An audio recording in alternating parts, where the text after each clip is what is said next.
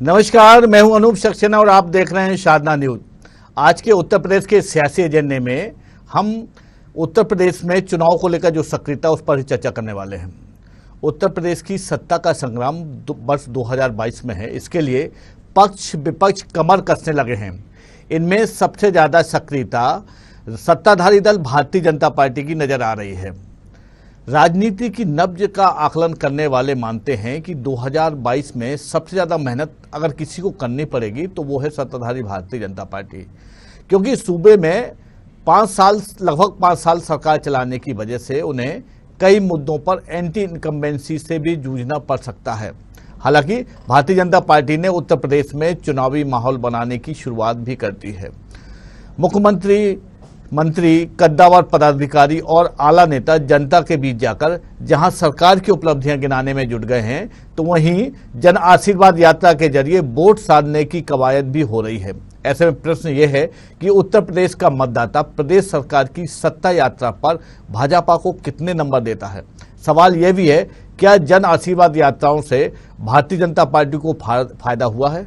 क्या उनके मंत्री वोट बैंक साधने में कामयाब हो पाए हैं? आज हम इसी विषय पर अपने मेहमान चर्चा करेंगे। अब हम आपको अपने मेहमानों से चर्चा रूबरू करा दें। हमारे साथ भारतीय जनता पार्टी के वरिष्ठ नेता संजय प्रजापति जी जुड़े हुए हैं। संजय प्रजापति जी बागपत से जुड़े हुए हैं। संजय जी, आपका स्वागत है। आरएलडी नेता संजय मान साहब हमारे साथ मुजफ्फरनगर से जुड़े हुए हैं। सुधीर साहब, आपका भी बहुत बहुत स्वागत है। और वरिष्ठ पत्रकार अधर शर्मा साहब, जो राजनीतिक विश्लेषक भी हैं, आगरा से हमारे साथ जुड़े हुए। अधर साहब, आपका भी स्वागत है। सबसे पहले मैं संजय साहब आपके पास जाऊंगा। संजय जी, सर 2022 में सामने चुनाव होने हैं और अब चुनाव में ज्यादा दिन नहीं रह गए हैं, कम ही समय रह गया है।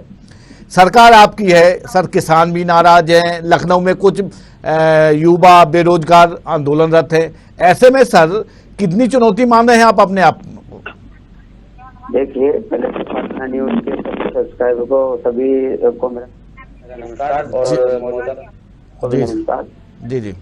देखिए भाई साहब, जब सरकार हमारी सत्ता में आई 2000 में, माननीय योगी आदित्यनाथ जी ने कुर्सी संभाल ली जी, इतनी चुनौतियों के साथ हमने काम किया। उसके बाद कोरोना महामारी आई, उसमें जो है हम पूरी तत्परता से हमने जनता के बीच में हम रहे जी जी, और कोविड पर कंट्रोल किया। और देश नहीं, दुनिया में यूपी के कोरोना में माननीय आदरणीय योगी जी की तारीफ की कि कोविड में इन्होंने बहुत अच्छा कार्य किया जी। दूसरा, आदरणीय प्रधानमंत्री की जितनी योजनाएं हैं, जो सरकार की योजनाएं हैं, वो जन जन तक हमने पहुंचाने का कार्य किया है जी। और हम अपने कार्यों के बल पर 2022 में दोबारा सरकार बना रहे हैं और जनता का आशीर्वाद, क्योंकि संजय साहब आप बात जो कह रहे हैं सही है, लेकिन सर मेरा ये कहना है कि अगर सब कुछ किया है तो आप किसानों को मना नहीं पा रहे हैं, किसानों को संतुष्ट नहीं कर पा रहे हैं साहब। अगर आपने सब कुछ किया है तो बेरोजगार जो हैं नौकरी के लिए वहां लखनऊ में धरना प्रदर्शन कर रहे हैं सर। बेरोजगार परेशान है सर। महंगाई कहाँ पे है सर? महंगाई कहाँ पे? पेट्रोल डीजल की कीमतें कहाँ पे है सर? देखिए, मैं आपको बताता हूँ, रही किसानों की बात, ये कुछ कथाकथित जो संगठन बनाकर एक काम कर रहे हैं, वो यही लोग हैं जो अपने गांव में जाके अगर हमारे एमएलए जा रहे हैं तो उनका विरोध करा रहे हैं। बाकी किसान नाराज नहीं है, किसान अपनी खेती में लगा हुआ है, खुश है किसान। किसान निधि आप देखिए, जो पैसे बिचौलियों को जाते थे वो किसान तक नहीं पहुंचते थे किसानों के नाम के, वो अब सीधा किसान के खाते में पहुंचाने का काम भारतीय जनता पार्टी ने किया है जी। और रही बात, आप पेट्रोल और डीजल की कीमतों की बात करें, इंटरनेशनल मुद्दों के रेटों के अनुसार से इनका रेट होता है और ये जब ही रेट डिसाइड होते हैं। संजय जी, मैं आऊंगा, आपने जो बात कही उस पर भी आऊंगा। मैं सुधीर मान साहब के पास जाऊंगा। सुधीर मान साहब, संजय जी की आपने बात सुनी।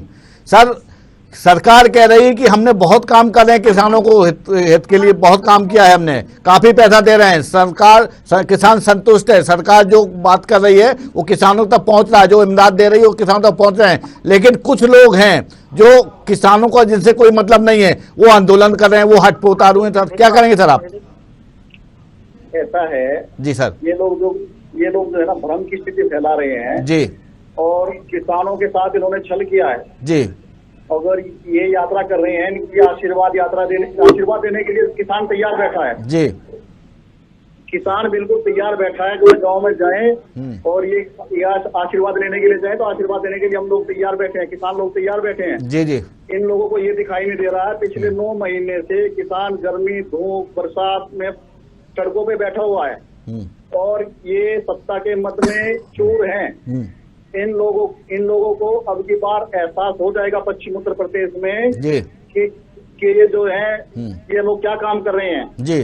इन लोगों ने किसानों का जो दुर्गति कर रखी है, किसानों की नहीं, किसानों के साथ साथ में जो छोटे मोटे व्यापारी लोग हैं उन लोगों का भी आप हाल जान सकते हैं। जी। इन्होंने रोजगारी के मुद्दे पर ये बात नहीं करते। जी।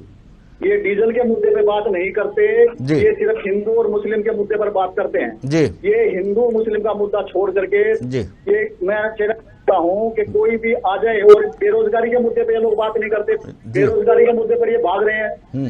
आज गांव में हर बच्चा बेरोजगार है। जी। किसान के पास खाने के लिए पैसा नहीं है। जी। इन्होंने किसानों की आय दुगनी करने के लिए जी इन्होंने चुनाव से पहले इन्होंने चुनाव हुए थे 2017 में, इन्होंने कहा कि हम 16 दिन में आपकी पेमेंट करा देंगे। जी।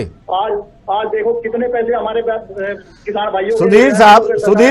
सुधीर साहब भाजपा तो मान ही नहीं रही कि जो सही उनका ये कहना है, जो वास्तव में किसान है वो खेतों पे हैं, काम कर रहे हैं, उपज और अच्छी पैदावार हुई है सब, और उनको लाभ मिल रहा है, वो फायदे में है सर। वो जो लोग आप लोग जो कह रहे हैं कि जो लोग आंदोलन कर रहे हैं या जो विरोध कर रहे हैं, जो विधायकों और सांसदों को घुसने नहीं दे रहे हैं, वो लोग हैं जो तथाकथित लोग हैं, उनसे किसानों से कोई मतलब नहीं है।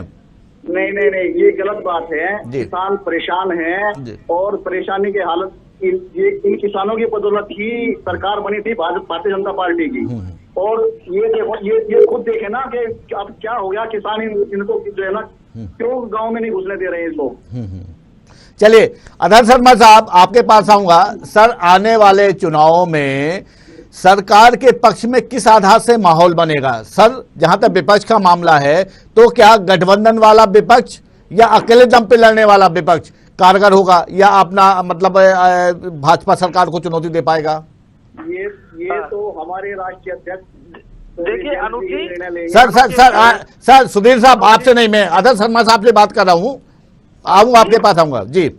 अनुज मैं आपको बताऊं कि उत्तर प्रदेश के अंदर 2017 से लेके अब एक बड़े हालात बदल गए हैं। जी जी। और चूंकि कोविड के बाद महंगाई और जीडीपी जो तेजी से गिरी है, उससे तमाम बेरोजगारी बढ़ी है, इसे स्वीकार किया जा सकता है। जी जी। बेरोजगारी बढ़ी है, महंगाई बढ़ी है। जी। और आपको एक बड़ी बात बताऊं कि 2017 में जब समाजवादी पार्टी अखिलेश की सरकार गई थी जी, तो सिर्फ लॉ एंड ऑर्डर पर गई थी जी। पूरे प्रदेश के अंदर एक बड़ी समस्या थी लॉ एंड ऑर्डर की जी जी। और मुझे नहीं लगता है कि 2017 से लेकर 2021 में और 22 में जो चुनाव होंगे तो लॉ एंड ऑर्डर में कोई बड़ा सुधार हुआ है जी जी। लॉ एंड ऑर्डर में सुधार नहीं हुआ है, महंगाई बढ़ी है जी, तमाम चीजें जो सरकार है भारतीय जनता पार्टी उसके खिलाफ गई है जी। और यही कारण है कि आगरा में जेपी नड्डा जी ने और संगठन ने एक बड़ी बैठक करने के बाद जन आशीर्वाद यात्रा का ऐलान किया जी सर। और सरकार को भी ये लगने लगा कि कहीं ना कहीं हम कमजोर हो रहे हैं, तो हमें सड़क पे आके जनमत जुटाना चाहिए जी। लेकिन यहाँ सबसे बड़ा जो रोल है विपक्ष का, मुझे नहीं लगता है कि विपक्ष कहीं कारगर साबित हो रहा है जी। हर मुद्दे पर विपक्ष बैकफुट पर रहा है, चाहे समाजवादी पार्टी रही हो, चाहे बसपा रही हो, हाँ चाहे आरएलडी रही हो। किसानों का एक आंदोलन जो एक बड़ा आंदोलन चल रहा है जी, वो एक बड़ी लकीर खींचेगा, इसे कोई सुनाई नहीं कर सकता है। और वो आंदोलन वास्तव में एक सत्याग्रह है। और जो भारतीय जनता पार्टी की और उत्तर प्रदेश के चुनाव 5 राज्यों के चुनावों को, मैं अकेले यूपी की बात नहीं कर रहा, पंजाब में और हरियाणा में जी, यहाँ भी अफेक्ट करेगा जी। और चूंकि विपक्ष में कांग्रेस बहुत कमजोर है, लेकिन प्रियंका गांधी लगातार काम करती रही है। और अगर भारतीय जनता पार्टी ने जन आशीर्वाद यात्रा निकाली है तो समाजवादी पार्टी की यात्रा निकल रही है। कांग्रेस उल्टा प्रदेश किसने बनाया इस प्रदेश में, आरएलडी अपना काम कर रही है, तिरंगा यात्रा आप निकाल रही है। हालात बिल्कुल विपरीत है सत्ता के, मेरा ये मानना है। लेकिन एक बड़ा वोट बैंक है भारतीय जनता पार्टी के बाद, अगर वो उस पर रूठा हुआ है तो वो दिक्कत देगा आने वाली। चलिए सुधीर मान साहब, आपने अदर सलमान साहब की बात सुनी, उनका ये कहना है कि निश्चित तौर पर खामियां हैं लॉ एंड ऑर्डर के मामले में, सरकार वो नहीं कर पाई जो जहां से शुरुआत की थी उन्होंने। मेरा आपसे सवाल ये है कि क्या विपक्ष वाकई में सही भूमिका नहीं निभा पा रहा है, जिसको जितना मुखर होना चाहिए कई मुद्दों पर, विशेषकर लॉ एंड ऑर्डर के मामले में, किसानों के मामले में, उस हिसाब से विपक्ष पूरी तरह से सक्रिय नहीं हो पाया है। आरएलडी ने जरूर किसानों की समस्याओं को लेकर एक सक्रियता दिखाई है, लेकिन पूरा विपक्ष तो नहीं है सर ना। सुधीर मान साहब, आपसे सवाल है। जी जी जी जी, मैं साधना टीवी के माध्यम से जी सर ये बताना चाहता हूँ कि राष्ट्रीय लोकदल अपने मुद्दे पर जो है आगे हम बढ़ रहे हैं। हमारे राष्ट्रीय अध्यक्ष चौधरी जयंत जी, वहाँ पे हाथरस की जो घटना हुई थी दलित महिला के लिए, उसके लाठी चार्ज इन लोगों ने किया था, वहाँ पे कांग्रेस भी गई थी और राष्ट्रीय लोकदल भी गई। जी जी। लेकिन ऐसा नहीं है कि हम मुद्दे नहीं उठा रहे हैं, लेकिन क्या है कि जो मीडिया है, मीडिया जो है उसको प्रॉपर तरीके से सुधीर साहब सीधा सवाल था सुधीर साहब मेरा। सुधीर साहब, मान साहब, विपक्ष की आवाज को दबाया जा रहा है, इसलिए ये मुद्दे हाईलाइट नहीं हो रहे हैं। अच्छा, जनता के मन में एक बात आ चुकी है, लॉ एंड ऑर्डर बिल्कुल जीरो है, बहुत क्राइम बहुत बढ़ चुका है उत्तर प्रदेश के अंदर। और मैं बात करूं बेरोजगारी की, तो आप एक बार ग्राउंड लेवल पर ये लोग जाए तो सही, इनकी हिम्मत नहीं है अब जगहों में घुसने की। इन लोगों की हिम्मत नहीं है कि ये गांव में घुसे, और अगर इनमें है तो एक पंचायत करके देखे ना किसी गांव में, इनको जवाब मिल जाएगा। ये आज तक इन लोगों ने अपने मन की बात की है, कभी जनता के मन की बात नहीं सुनी इन लोगों ने। और जनता बिल्कुल त्रस्त है, सरकार मस्त है, और इस बार इस सरकार का जाना निश्चित है। चलिए संजय जी, ठीक है साहब, सुधीर साहब, संजय जी, आपने अदर सलमान साहब की बात सुनी।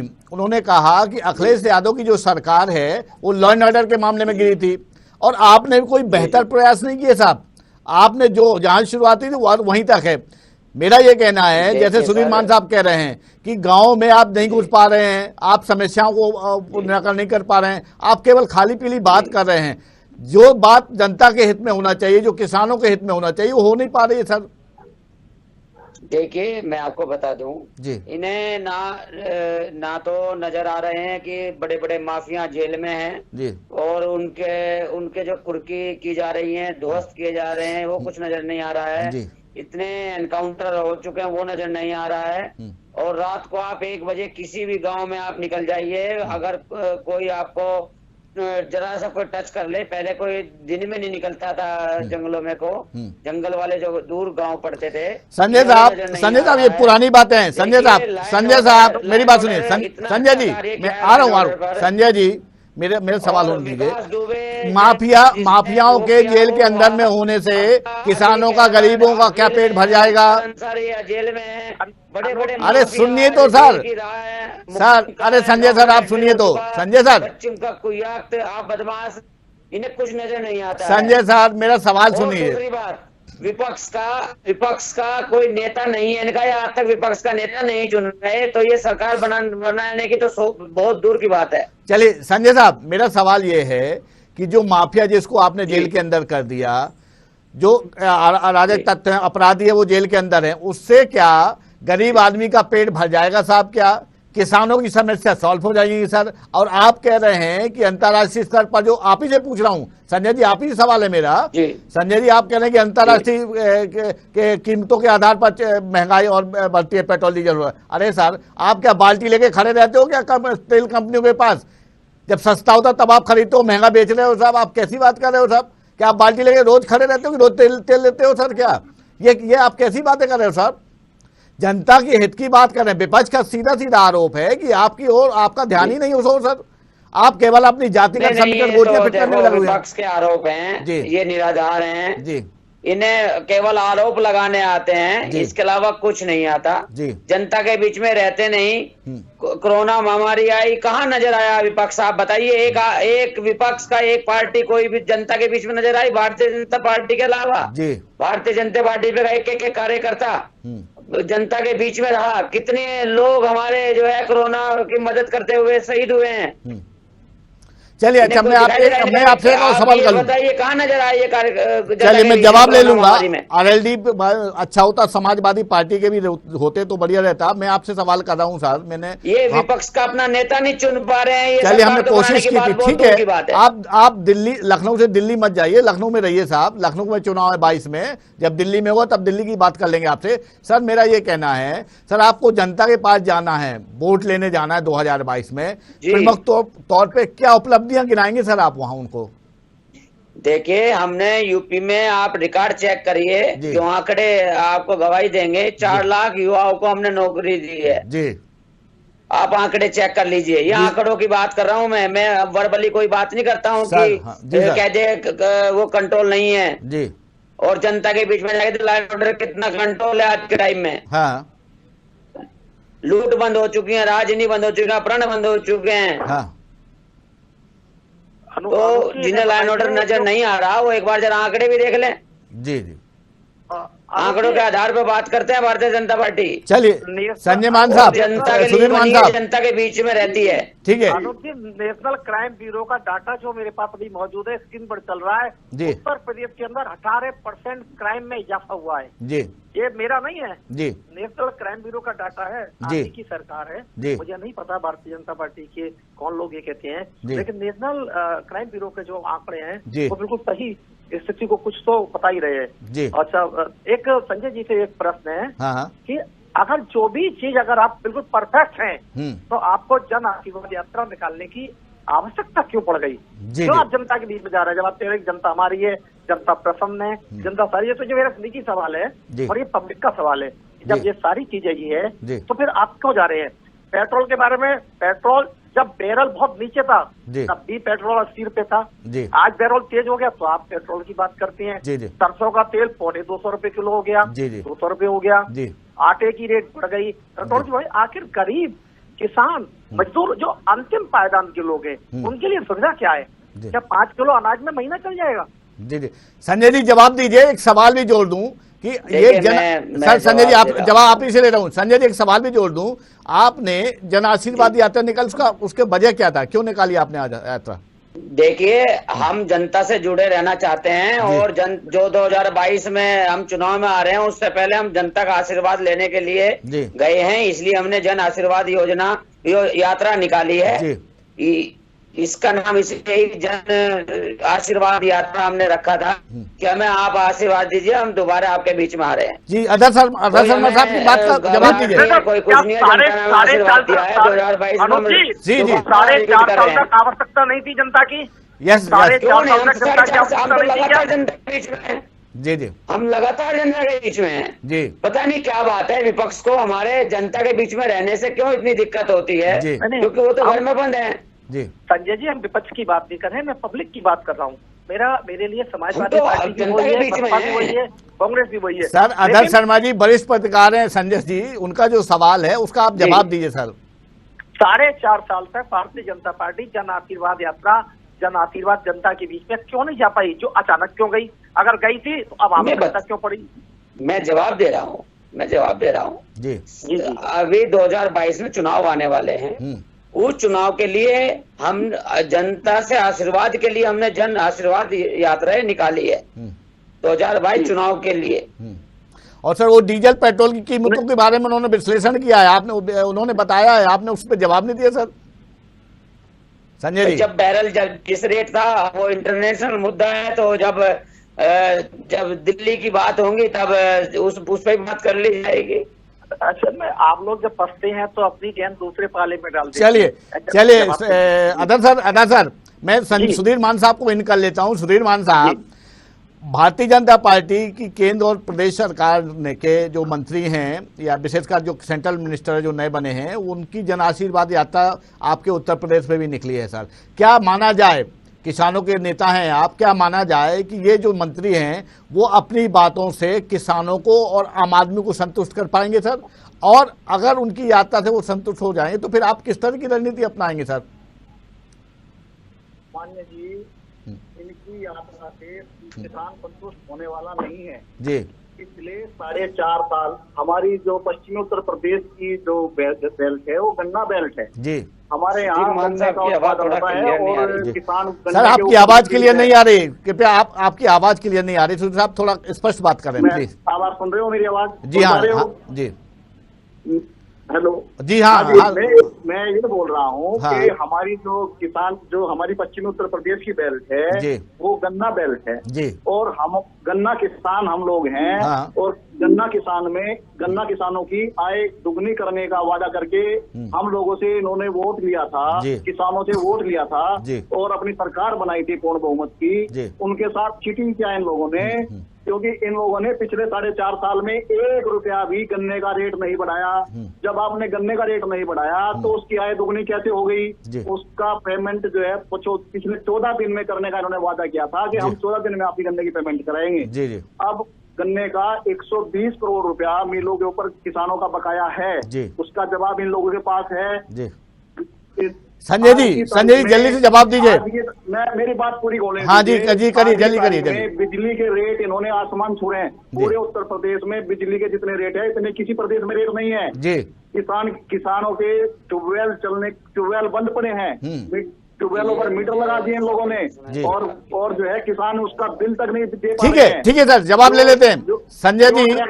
ठीक, मेरी बात खत्म नहीं हुई भाई। जी जल्दी करिए। जो ट्रैक्टर चलने थे वो 90 रुपए लीटर डीजल कर दिया इन लोगों ने। ट्रैक्टर चल नहीं रहे हैं। कीटनाशकों पर और जो खादों पर आपने रेट बढ़ा दिए हैं। किसान आत्महत्या के कगार पर पहुंच गया है। किसान की आमदनी बिल्कुल खत्म हो चुकी है। ठीक है सुधीर साहब संजय जी जवाब दीजिए, फिर मैं अधर साहब के पास जाऊंगा। संजय जी जवाब दीजिए जल्दी से। सवाल बता दीजिए एक बार, क्योंकि सर उनका ये कहना है कीटनाशकों की कीमतें बढ़ गई हैं, डीजल की कीमत बढ़ रही है, ट्रैक्टर खड़े हैं सर, बिजली के बिल इतने ज्यादा हो गए हैं सर कि वो किसान परेशान है, ना सिंचाई कर पा रहा है ना कुछ कर पा रहा है, और आप केवल जन आशीर्वाद यात्रा ले रहे हैं। किस बात का आशीर्वाद? जब किसान परेशान है कैसे आशीर्वाद ले रहे हैं? आप ही से जवाब लेना है सर, आप ही से बोलिए ना संजय जी। देखिए ये बोल रहे हैं ट्रैक्टर खड़े हैं तो खेत की जुताई कैसे हो रही है जी, फसल कैसे उगाई गई जी, सिंचाई नहीं हो रही तो फसल कैसे उगाई गई जी, अभी फसलों के आंकड़े जब टूटेंगे तब क्या बोलेंगे ये लोग जी, ठीक है ना जी। और अभी धान देखना, आप धान के आंकड़े टूटेंगे, किसान धान में सबसे ज्यादा पानी लगता है जी, हम भी किसान हैं, तो ये सब बातें अलग बातें करते हैं ये लोग। कोई ऐसी दिक्कत नहीं है। क्राइम कंट्रोल पूरा है। पहले क्या था, जो अभी मेरे वरिष्ठ पत्रकार साहब उनको बिल्कुल मैं सम्मानजनक जवाब देना चाहता हूँ जी, कि पहले लोग भटकते थे, उनकी FIR तक दर्ज नहीं होती थी। जो क्राइम रेट के ऊपर बात कर रहे हैं, आज अगर किसी के साथ घटना होती है तो अब थाने में जाते ही तुरंत उसकी FIR दर्ज होती है। पहले लोग भटकते रहते थे। आदर साहब आप संजय जी की बात से सहमत हैं क्या? और एक सवाल भी आपसे है sir, sir Sanjay sir other sir एक सवाल भी मेरा है, आप जवाब भी उनसे बात करिए। सर किसानों का आंदोलन चल रहा है और उसमें उत्तर प्रदेश किसान भी उसमें समाहित हैं, तो मेरा सवाल ये है कि ये जो आंदोलन है आने वाले 2022 के चुनाव में सरकार के लिए कितनी मुसीबत खड़ा कर सकता है या भाजपा के लिए कितनी मुसीबत खड़ा कर सकता है सर? देखिए जो किसान संजय जी आप रुके। संजय जी आप सुनना। संजय जी आधार जी से आप रुके। आधार जी बताइए जी। संजय जी और खान साहब, मैं आप तीनों को बता रहा हूँ कि उत्तर प्रदेश में 2022 के चुनाव में तमाम सवाल होंगे जी, और सवाल मेरे नहीं होंगे, आपके नहीं होंगे जी, सवाल संजय जी के नहीं होंगे, मान साहब के नहीं होंगे, सवाल जनता के होंगे, किसान के होंगे, गरीब के होंगे, मजदूर के होंगे, शिक्षक के होंगे, युवक के होंगे। और उन सभी सवालों में 3 चीज जरूर रहेगी: महंगाई, किसानों की समस्या, बेरोजगारी और शिक्षा। ये सारे मुद्दे। और क्राइम कंट्रोल में तो आज की हालात उत्तर प्रदेश के आप भी जानते हैं, मैं भी जानता हूँ, मैं यूपी में रहता हूँ और मैं पिछले 30 साल से मेरे ख्याल से पत्रकार था। ये तमाम भारतीय जनता पार्टी के राजनाथ सिंह जी से लेकर के तमाम लोगों से मेरे निजी संबंध भी है जी, और वो खुद इसका स्वीकार करते हैं, वो भी जानते हैं और मैं भी जानता हूँ। ये बातें ऑफ द रिकॉर्ड है। लेकिन हालात इतने अच्छे नहीं है जितने भारतीय जनता पार्टी समझ रही है, और अगर ये हालात अच्छे होते तो जन आशीर्वाद यात्रा की आवश्यकता नहीं पड़ती। चलिए संजय जी आप एक जवाब दीजिए, एक अंतिम सवाल भी आपसे कर लूं सर। चुनाव आप जवाब दीजिए, आधार साहब ने जो कहा है उसका आप उनको संतुष्ट करिए। एक सवाल भी मैं आपसे कर लूं संजय साहब, चुनाव सामने हैं आपके यहाँ चल रहा है दिल्ली से लेकर लखनऊ तक कि मंत्रिमंडल का विस्तार होना है, नए नए चेहरों को करना है। अरे साहब, कम से कम 2 महीने 6 महीने तो उनको मिलता। 4 दिसंबर के अभी MLC के चुनाव हैं, उसके बाद आपके चुनाव आ जाएंगे। अगर वो काम ही नहीं कर पाएगा तो काहे का मंत्री सर वो रहेगा, तो वो जनता को कैसे संतुष्ट कर पाएगा सर? देखिए, ये तो विस्तार जो है पैनल बैठता है, ये हमारे करेंगे नहीं करेंगे ये सब बीजेपी की। मैं समय की प्रासंगिकता पर बात कर रहा हूँ सर, समय उचित है क्या? अब समय उचित है क्या सर? और किसान बात रही, देखिए जब सरकार को, जब संगठन को लगता है कि आज अब विस्तार करना जरूरी है तो संगठन करेगा। वो संगठन का मतलब है उससे और सरकार का एक संगठित पैनल है जो इस काम को करता है। दूसरी बात मैं बता दूं, क्राइम कंट्रोल पे जो हमारे प्रधान साहब कह रहे हैं कि ये अपने बता दें कि कितना कंट्रोल है, इन्हें खुद पता है कि क्राइम कितना कंट्रोल हो चुका है। दूसरी बात हम रिपीट कर रहे हैं ये। और रही बात किसानों की, जो किसान है वो हमारे साथ है और जो तथा कथित जो केवल रगलाने वाले पार्टियों के एजेंट हैं वो हमारे खिलाफ ये कर रहे हैं। और जन आशीर्वाद लेने अगर हम जनता के बीच में जा रहे हैं तो किसी को क्या परेशानी है? चलिए सुधीर मान साहब, ठीक है सुधीर मान साहब, बीच में ठीक है सर समय की मर्यादा है। सुधीर मान साहब, आप संजय जी की बात से सहमत हैं क्या? और एक सवाल भी सर, सत्ताधारी दल के लोगों का कहना है, जैसा भी मैंने कहा कि कुछ विघ्न संतोषी लोग हैं वो इस टाइप का आंदोलन कर रहे हैं और भारतीय जनता पार्टी के विधायक सांसदों को घुसने नहीं दे रहे हैं। जनता तो उनका सबका स्वागत कर रही है सर। मैं संजय भाई की बात से बिल्कुल भी सहमत नहीं हूँ। और ऐसा ये जो है ये कोई एक दो लोगों का आंदोलन नहीं है। गांव में इनका विरोध हो चुका है, हर गांव में इनका विरोध है। पश्चिम उत्तर प्रदेश में कोई भी सांसद, कोई भी विधायक अपनी सभा करने की आज की स्थिति में नहीं है। जनता जाग चुकी है, जनता को ये पता है कि हिंदू मुस्लिम करने से काम नहीं चलेगा, हमारा पेट नहीं भरेगा, हमारा पेट भरेगा। तो ये जनता, जो ये लोगों ने छोटे वादे किए हैं वो सब सामने आ रहा है। ये इनका झूठ इनके सामने आ रहा है। आज तक इन्होंने अपने मन की बात की है, किसी के मन की बात नहीं सुनी है। जनता अपने मन की बात करने के लिए तैयार बैठी है लोगों के सामने। ये लोग आए और आकर के ये जो है ना गाँव में किसानों से बैठे, किसानों की पंचायत करे, पंचायत में आने की हिम्मत हो इन लोगों की। इन लोगों के पास किसी को एक भी बात बताने के लिए इनके पास वो नहीं है। चलिए आधार शर्मा साहब, अंत में आपसे मैं जानना चाहूंगा कि सर ये जन आशीर्वाद यात्रा है, इससे भारतीय जनता पार्टी को कितना लाभ होगा? और जो आज डिबेट हुई है, जिस तरह से चुनाव में सक्रियता दिखा रहे हैं, सुधीर मान साहब ये कह रहे हैं कि गांव में ये जनता, भारतीय जनता पार्टी के लोग आम सभा नहीं कर पाएंगे, बैठकें नहीं कर पाएंगे। संजय प्रजापति जी का ये कहना है कि जो सदम लोग हैं जो इस टाइप का बरगला रहे हैं, बकाया जनता तो उनका स्वागत कर रही है आतुर है। आपसे मैं लास्ट में इसकी टिप्पणी चाहूंगा सर। देखिए अनुज, मैं बताऊँ, किसी भी सत्ताधारी दल की जब भी कोई रैली निकलती है, बड़े नेताओं की कोई रैली या कोई सभाएं या नुक्कड़ सभाएं होती हैं, तो भीड़ बहुत होती है। मैंने राहुल गांधी को भी आगरा में देखा, अखिलेश को भी देखा, मायावती जी को भी देखा, मोदी जी को भी देखा। लेकिन उस भीड़ का मतलब ये नहीं है कि वो भीड़ आपको वोट में कन्वर्ट हो रही है। एक तो ये गलतफहमी अगर किसी भी पार्टी को है वो निकाल लीजिए।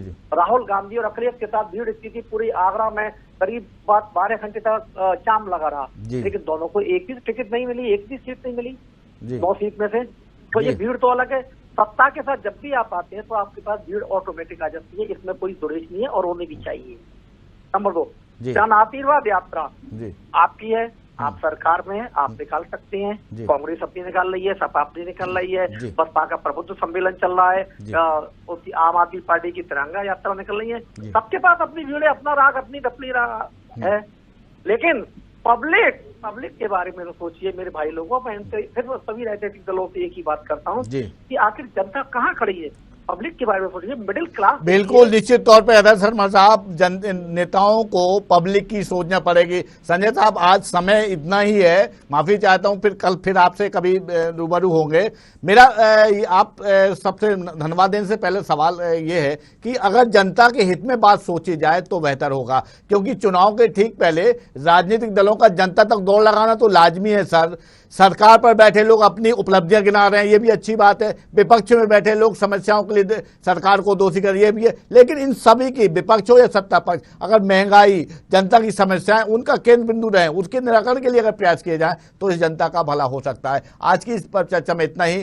भारतीय जनता पार्टी के श्री संजय प्रजापति आप जी, आपका, सुधीर मान साहब आपका, और अदर शर्मा साहब वरिष्ठ पत्रकार एनालिसिस हैं, पॉलिटिकल एनालिसिस हैं, हमारे साथ जुड़े हुए थे। तीनों मेहमानों का बहुत बहुत स्वागत। उत्तर प्रदेश के सियासी एजेंडे में आज इतना ही। कल हम एक नए मुद्दे और नए पैनल के साथ आपसे फिर रूबरू होंगे। तब तक के लिए नमस्कार। देखते रहिए साधना न्यूज।